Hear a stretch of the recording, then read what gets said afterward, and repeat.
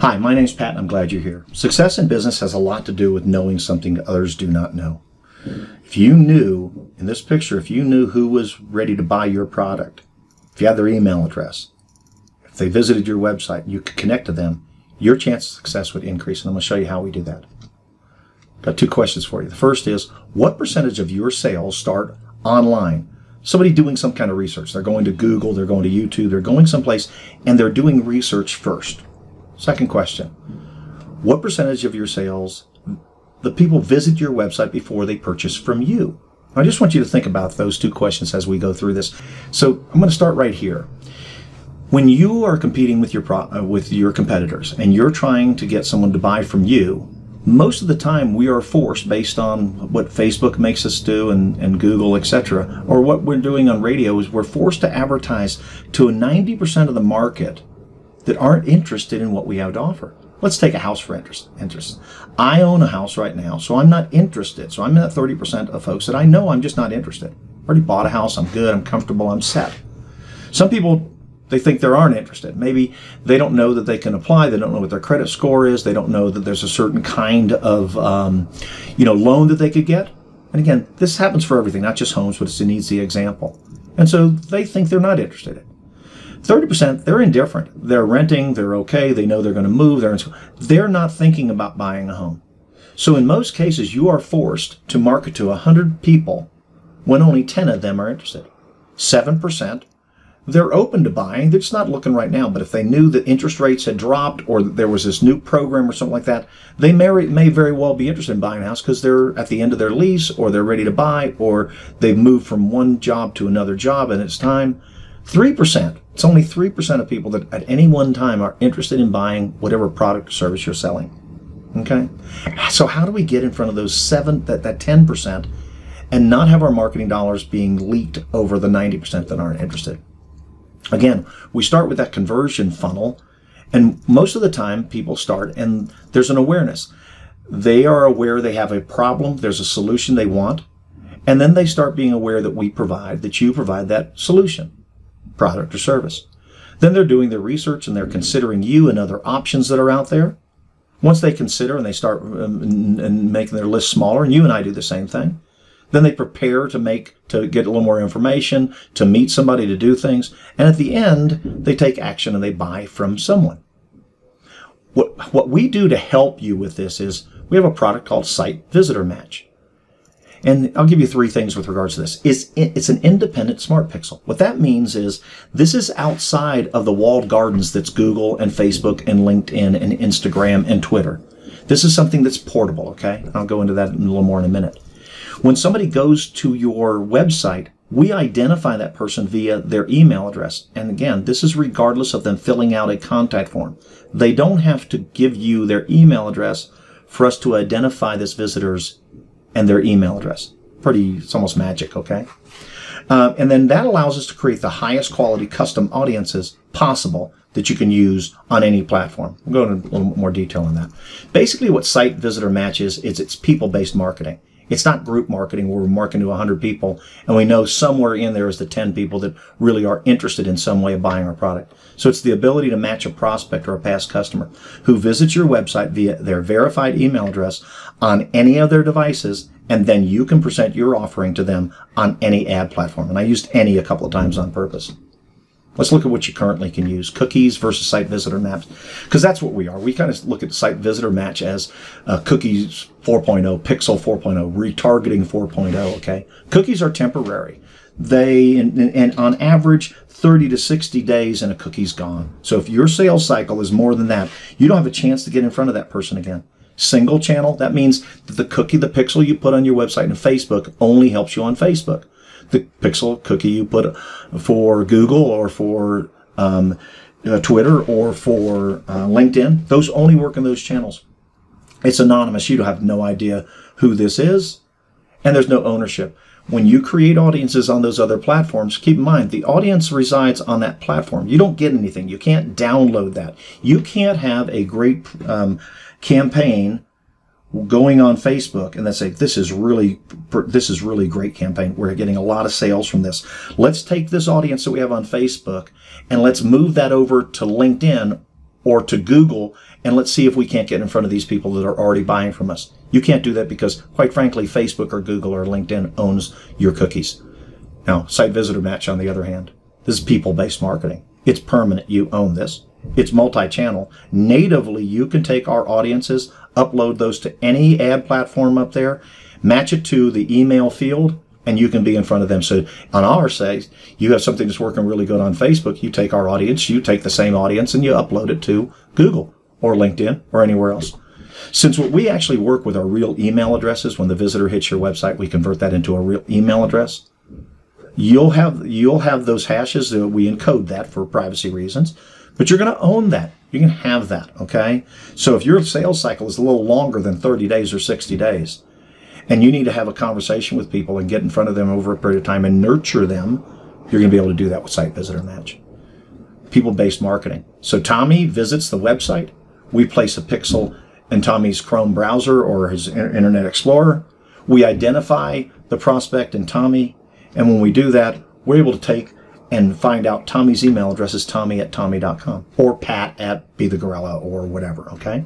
We convert that into what's called a SHA-256 hash. It's an encoded mechanism. We encode that, and this allows us to actually play within the privacy rules, okay? It allows us to upload these to any of those places in first-party data and ownership and actually be able to do what we can do. Today's reality. So you know that your cell phone is your cell phone, but you also need to know that that's a sensor. While it's getting you information, helping you make phone calls and do whatever, it's also providing information back to Google and Facebook and Gmail and etc. And I think you know that. These networks, Google and Facebook and LinkedIn and Microsoft, etc., they're collecting a lot of data. Infinite computing now allows YouTube to say, upload as many and as much video as you want. It's unlimited. It's infinite. Storage and computing capacity. It doesn't matter if 100,000 people hit YouTube today or 1 million people hit YouTube today. It's up and it's running. And this is done because of infinite computing. And now we have things like closed loop analysis, machine learning, and artificial intelligence that does that. And we leverage all of these things. It allows us to create this thing called an identity graph. And so with infinite computing and the ability to store stuff and compute on these things, we have 250 million U.S. consumers. We have 2.6 emails per person. We track 2.5 device IDs per person. Go into that a little bit more. 50 million to 100 million clicks per month. 50 billion behaviors per day. Infinite computing. This sounds like a lot, but it's actually very manageable. We have 500 plus channel relationships. We do things that help leverage Facebook, Google, LinkedIn, Amazon, and all other ad networks. We are rolling out the ability to do direct mail, mobile, display, video, email, outbound calls, native ads, and we're in development with companies to be able to link our identity graph to radio, TV, click-to-call, and all be compliant with all privacy laws. The Site Visitor Match. We have an incoming visitor, whether they get here through SEO or paid media or social media or content direct. They come to our website, our landing page. We set that pixel there. We match that pixel to their email address, match that email address to what we already have on our database, and we can identify and resolve their identity 55% of the time. So out of 100 visitors, 55 of those, we're going to be able to know that's Bob. We're going to track whether he has multiple email addresses, and most people have a regular email address, let's say their Gmail personal email address, and they have their work email address. Multiple devices, whether they're on their notebook or their cell phone or etc. We're going to encode that into something that you're going to be able to get, a SHA-256 hash, which is an email address. And then we track their behaviors prior to them hitting your website and what they do after hitting your website. How do we get device IDs? Well, it's no coincidence that Google has Chrome and Android operating system, and Apple has the iPhone and that operating system, and Microsoft has Internet Explorer and their other browsers and their operating systems and etc. There's no coincidence there. There's no coincidence that these companies are the biggest advertising companies, that they're the biggest email providers, and they own the largest social networks, right? Everybody kind of knows that's the business they're in. If you have a product or service that's free, chances are you are the product or service. Okay. So when I go to a website and I'm on my desktop and I go to that website, I'm tracked. Okay. I'm cookied. I'm pixeled. When I later on go on my laptop or my tablet, I'm still using Chrome. So I'm still able to do that. And that allows us to add device IDs. And when I'm on my cell phone, if I'm checking my Gmail or Facebook or any of those kind of things, I'm still firing cookies, right? So that's how we get those device IDs. And so this has 250 million of these, Bobs and Karens and Jims and Scotts, etc. Email addresses, device IDs, a email address in the format, legal format, SHA-256 hash, behaviors before and after they came to your website. Here's the thing. Even with all of this, there's no guarantee you'll make a sale. So I really want to go over lead nurturing. What we've done for you right now is made sure that you're not advertising and marketing to 90%. You're not wasting money to 90% of the market that's not very interested. You're putting your money and your resources to 10%, and you're able to do that across all channels, okay? But you still have to have a relationship with somebody before you sell them. There still has to be trust, right? And so we say conversations, not campaigns. Develop the relationship the same way you and I would do face-to-face. Start a conversation. Lead nurturing keeps the conversations going, okay? Don't just throw ads in front of people. Even if they're ready, that doesn't mean you have a relationship with them ready to buy for you. So we make sure that you can consolidate your money to the 10% of the people that are in, so you can have conversations with them. You can be with them. You can be on their laptop, their cell phone, their notebook. You can be in front of them on Google and Facebook and Instagram and LinkedIn. When you have the power to actually consolidate this and be in front of folks, you actually can test a lot faster. Your click-through rate increases. Your cost per click decreases. Your sales increase. It just makes sense. I think you'd agree. So you have to start with a conversation that brings people through that value exchange. And again, we're trying to get you in front of the 10% of people that are in the market buy. These people have already been to your website.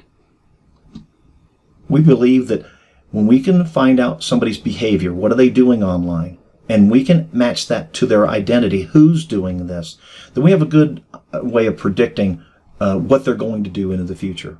Are they going to buy? Do we need to nurture them a little bit more? When can we be in that funnel? And when we do that, we can do multi-channel marketing. We can magnify your message. We can increase your visibility, your repetition, your recency. You can engage with people, your frequency, etc. And we can do that across all channels, omni-channel, multi-channel, whatever you want to call it. So you can take those hashes and upload them to Facebook or Google or YouTube, Instagram. We're in development to be able to make it to where you can send an email. Again, there's some compliance issues when we get into these areas. The CAN Spam Act, we make sure that they're compliant in that. We don't want anybody getting into any trouble. We want to make sure that things are done right, things are done legal, and things are done in an ethical way. Same thing with voice messages. There's a way to get somebody's phone number. We certainly would not be providing phone numbers so that people can harass folks, but there are ways of doing this where you're compliant with the do not call list and those kinds of things, okay?